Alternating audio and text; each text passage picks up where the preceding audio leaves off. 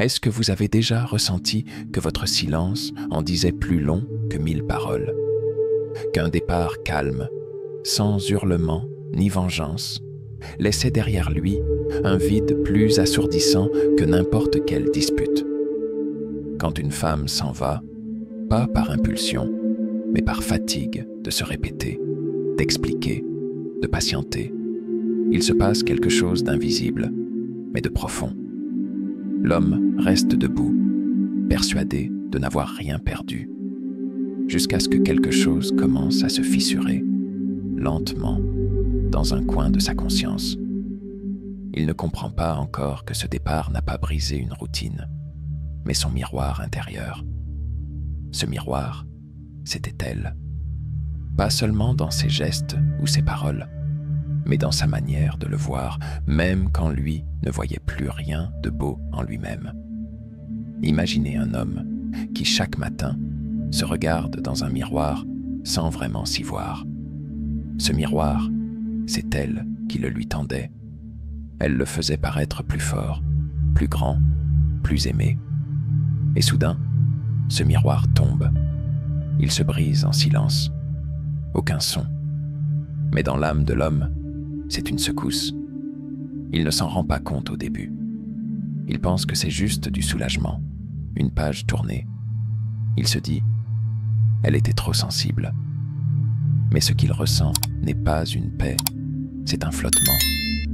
Quelque chose a disparu, et ce n'est pas seulement une personne. C'est un repère, un reflet, une confirmation qu'il existait au-delà de ce qu'il montrait aux autres. Un jour, dans un café presque vide, un homme me raconte son histoire. Il parle d'une femme qu'il a aimée sans vraiment le savoir. Elle lui écrivait de longs messages qu'il ne lisait pas jusqu'au bout. Elle voulait parler, lui préférait se taire. Elle voulait construire, lui voulait que ça tienne tout seul. Et puis un jour, elle est partie, sans drame, sans théâtre, juste un message court et clair. Prends soin de toi. Il m'a dit que ce message le hantait encore, des années après. Pas parce qu'il était blessant, mais parce qu'il était vide de colère. Parce que pour la première fois, elle n'essayait plus de le convaincre de changer. Ce départ-là, c'est un événement invisible aux yeux du monde. Personne ne le voit sur Instagram. Aucun ami ne comprend pourquoi il devient un peu plus silencieux chaque soir. Mais en lui, ça se déchire. Parce qu'elle n'est plus là pour soutenir ce qu'il n'a jamais appris à tenir lui-même. Ses émotions, ses doutes, son besoin d'être vu sans devoir prouver. Elle n'est plus là pour lui rappeler qu'il était digne d'être aimé même quand il ne se sentait pas assez. Et il commence, lentement, à ressentir quelque chose qu'il ne peut pas nommer. Ce n'est pas de la tristesse, ce n'est pas encore du regret. C'est une absence qui le suit, comme une ombre qui ne demande rien, mais qui refuse de partir. Il se réveille un matin, et pour la première fois, le silence n'est plus paisible. Il n'est pas oppressant non plus. Il est révélateur. L'air semble le même, la lumière aussi, mais quelque chose a changé. Il n'a plus personne pour absorber son incohérence. Plus de voix douce pour traduire ses silences.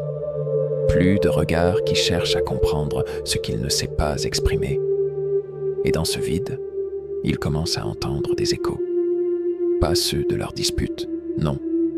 Des échos de sa propre inertie. De tout ce qu'il a laissé passer sans s'en rendre compte. Ce qui vient ensuite n'est pas toujours visible à l'extérieur. Il peut continuer à aller au travail, à rire avec ses amis, à poster des photos comme si de rien n'était. Mais à l'intérieur, un dialogue commence. Il se surprend à repenser à des détails qu'il avait ignorés. La façon dont elle refermait la porte doucement pour ne pas le déranger. Comment elle connaissait ses silences mieux que lui-même. Il revoit des scènes sans raison apparente. Elle, fatiguée, mais présente. Elle, blessée, mais encore là. Elle, partie. C'est là que la voix la plus redoutée se réveille, celle de l'ombre. Ce terme, Jung l'avait choisi avec soin. L'ombre, c'est cette partie de nous qui contient tout ce qu'on préfère ne pas voir. Les insécurités qu'on cache derrière la virilité, les peurs camouflées sous le sarcasme, les blessures d'enfance qui n'ont jamais eu de pansement. Quand elle était là, cette ombre dormait. Elle l'apaisait sans qu'il le sache. Maintenant qu'elle est partie, elle parle. Et elle parle fort. Il n'est pas prêt. Il ne sait pas comment faire taire cette voix. Alors il fait ce qu'on lui a appris à faire. Il remplace, il accélère, il rit plus fort, il sort davantage, il parle à d'autres femmes. Mais rien ne colle. Il s'efforce de prouver qu'il n'est pas affecté, mais chaque geste est un aveu. Il découvre qu'on ne remplace pas une présence qui vous a vu nu, non pas physiquement, mais émotionnellement.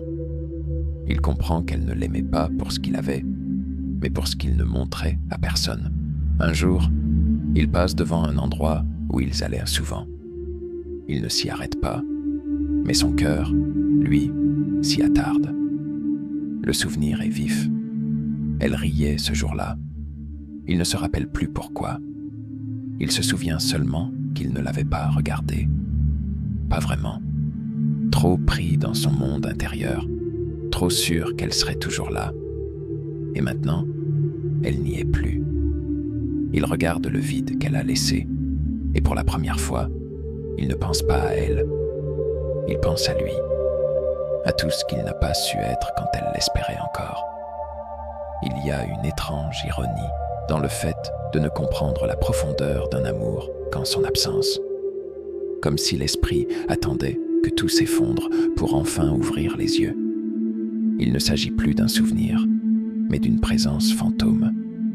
Elle n'est pas là, mais il la sent partout. Dans ses silences, dans ses habitudes, dans les petites choses qu'il faisait sans y penser et qui maintenant le renvoient à elle. Il n'y a plus de parfum sur l'oreiller, mais il jure qu'il le perçoit encore certains soirs. C'est peut-être son inconscient qui refuse de lâcher. Ou peut-être est-ce la mémoire du cœur, cette mémoire qui ne s'efface pas quand les objets disparaissent. Le temps passe et le vide ne se remplit pas. Il se transforme. Il devient une sorte de miroir. Pas un miroir flatteur, non. Un miroir brutal, froid, lucide. Il y voit ce qu'il n'avait jamais voulu affronter. La complaisance, l'égoïsme, cette manière qu'il avait de prendre sans donner. Elle l'aimait avec patience. Il répondait avec distance. Elle insistait, expliquait, proposait. Il se taisait ou balayait. Et à force de croire qu'elle resterait éternellement, il n'a jamais appris à la mériter. Une fois, au fond d'un bar, il entend une chanson qu'elle aimait. Il ne l'avait jamais vraiment écoutée. Elle, si. Elle lui avait dit ce que cette chanson représentait. À l'époque, il avait haussé les épaules. Ce soir-là, il écoute chaque mot. Et il comprend. Il comprend que cette chanson n'était pas juste une mélodie.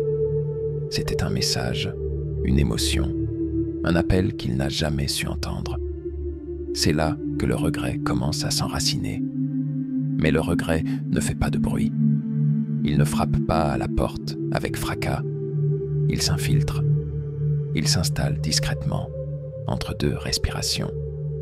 Il surgit quand il est seul chez lui, quand il regarde son téléphone et qu'aucun message ne vient, quand il réalise qu'il n'a plus à qui écrire, pas parce que personne ne répond, mais parce que la seule personne qu'il voudrait entendre ne reviendra pas. Et ce n'est pas la solitude qui lui fait peur, c'est la prise de conscience. Elle a aimé un homme qu'il n'a jamais vraiment été. Un soir, sans raison, il regarde une vieille photo. Elle y sourit. Pas un sourire de façade, un vrai. Un de ceux qui montrent qu'elle croyait encore. Il se souvient qu'il avait pris cette photo à la va-vite. Elle lui avait demandé de la lui envoyer. Il avait oublié. Il ne l'a jamais fait. Et c'est là, dans cette banalité, qu'il mesure l'accumulation des petites négligences. Rien de dramatique, juste des absences minuscules. Trop de fois, trop longtemps, jusqu'à ce qu'elle se taise, se retire, s'éloigne. Pas parce qu'elle ne l'aimait plus, parce qu'elle ne savait plus comment s'aimer à travers lui. Il y a, chez certains hommes, une lente germination de la lucidité. Elle ne pousse pas dans la lumière, mais dans l'obscurité. Et parfois, cette lucidité commence par un détail ridicule. Il croise une femme dans la rue qui a la même manière de s'attacher les cheveux, ou il entend quelqu'un rire avec la même inflexion.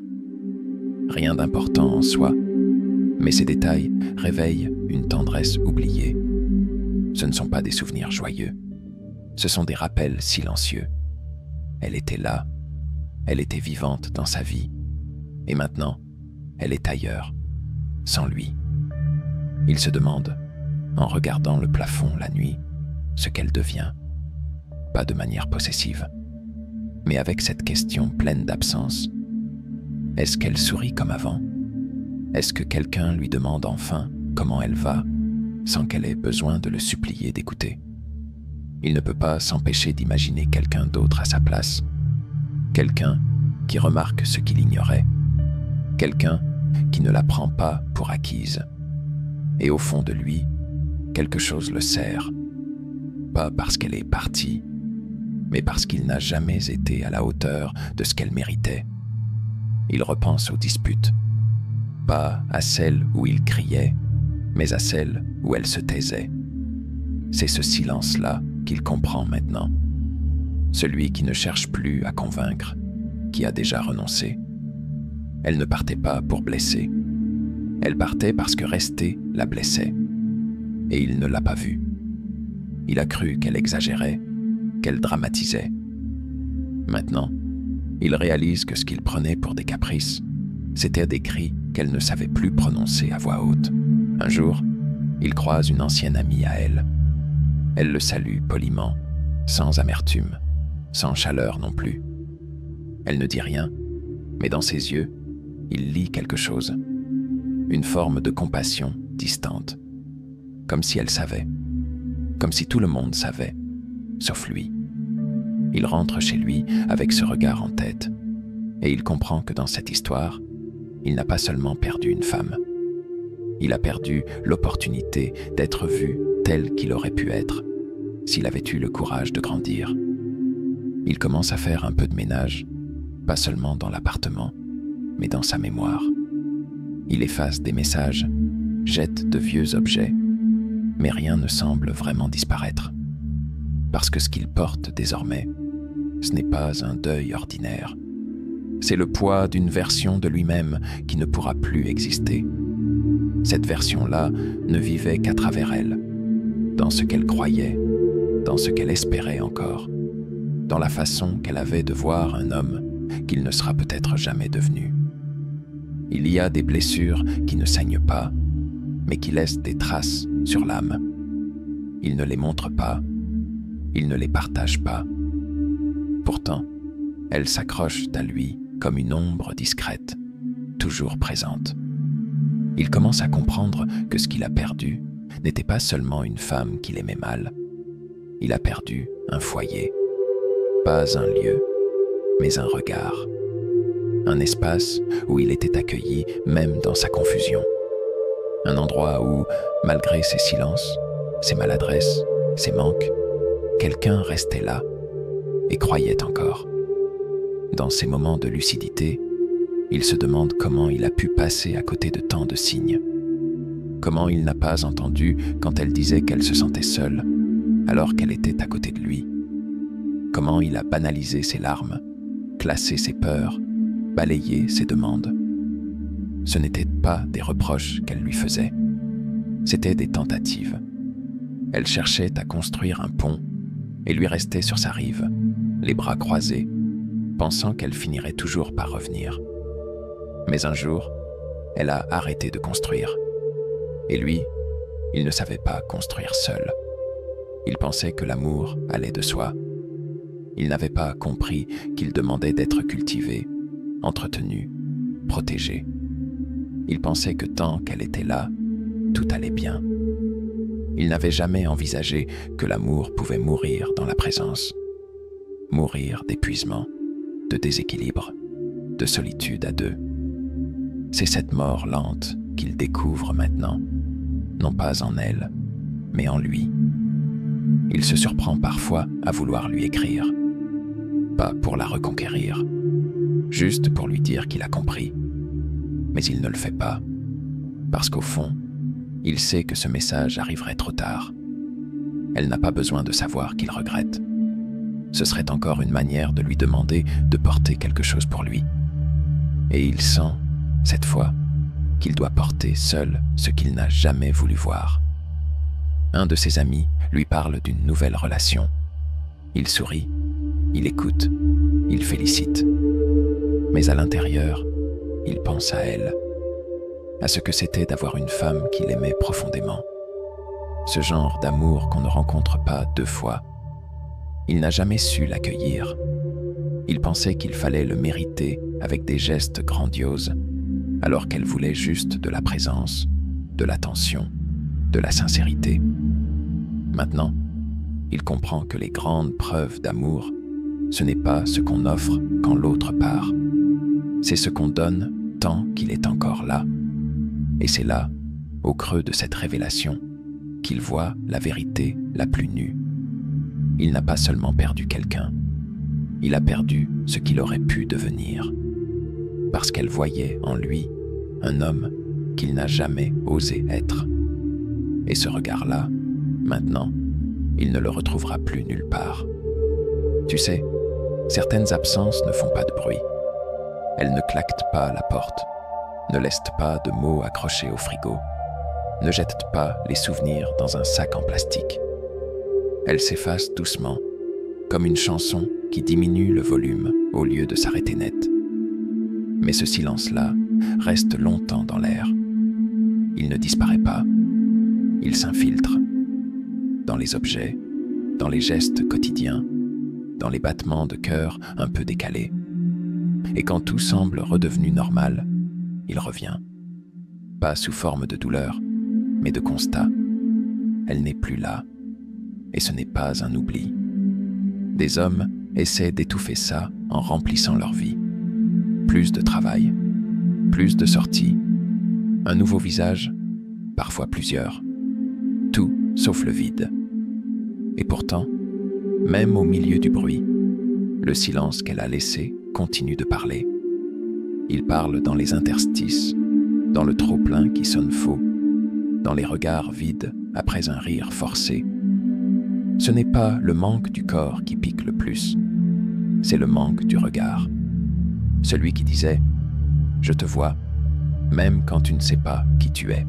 À l'intérieur, quelque chose s'effondre sans tambour. Pas une explosion, une fissure lente, presque imperceptible, un glissement de terrain dans le cœur. On croit tenir debout, mais les fondations bougent. Ce n'est pas la solitude qui est difficile. C'est le poids de ce qui n'a pas été dit, ce qui aurait dû être reconnu, soutenu, changé, et qui ne l'a jamais été. Pas par méchanceté, par peur, par orgueil, par paresse parfois, mais surtout par habitude. L'habitude de croire que les belles choses durent sans effort. Un souvenir revient sans prévenir. Un dimanche, elle s'était endormie sur le canapé, la main posée sur sa jambe. Il avait continué à regarder son film, distrait, pensant que c'était un moment banal. Aujourd'hui, il donnerait n'importe quoi pour revivre ce moment, mais cette fois, en posant la main sur la sienne, simplement pour lui dire « Je suis là ». Parce que maintenant, il sait. Ces moments ordinaires étaient en réalité extraordinaires, et il n'a rien vu. Le problème, ce n'est pas l'absence, c'est ce qu'elle révèle. Le vide agit comme un révélateur photo. Tout ce qu'elle faisait pour lui devient soudain visible. Les gestes simples, les attentions silencieuses, les choix qu'elle faisait sans en parler. Elle n'attendait pas des remerciements, seulement d'être reconnue. Maintenant, il voit tout. Mais le film est terminé. Et il ne reste que les images, figées, douloureusement nettes.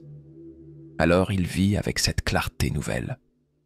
Pas pour la rattraper, pas pour corriger, mais parce que désormais, il sait ce que cela coûte de ne pas regarder à temps. Quelquefois, ce n'est pas dans les grandes décisions que tout bascule, mais dans les tout petits gestes qui n'ont pas été faits. Une main qu'on n'a pas prise, une phrase qu'on a gardée pour soi, une écoute qu'on a refusée par fatigue, par distraction, ou simplement parce qu'on pensait qu'on avait encore du temps. Mais le temps ne prévient pas. Il ne crie pas quand il s'épuise. Il s'écoule. Et un jour, c'est fini. Un ami lui raconte un chagrin. Il l'écoute, hoche la tête, donne quelques conseils. Mais au fond, ce ne sont pas les mots de l'ami qu'il entend. C'est sa propre voix, intérieure, qui murmure « Tu sais ce que c'est, toi aussi ». Il n'est pas triste pour l'autre. Il est triste de se reconnaître dans sa peine. Triste de voir à quel point on peut avoir raison trop tard. Certaines nuits, quand tout est calme, une sensation étrange remonte.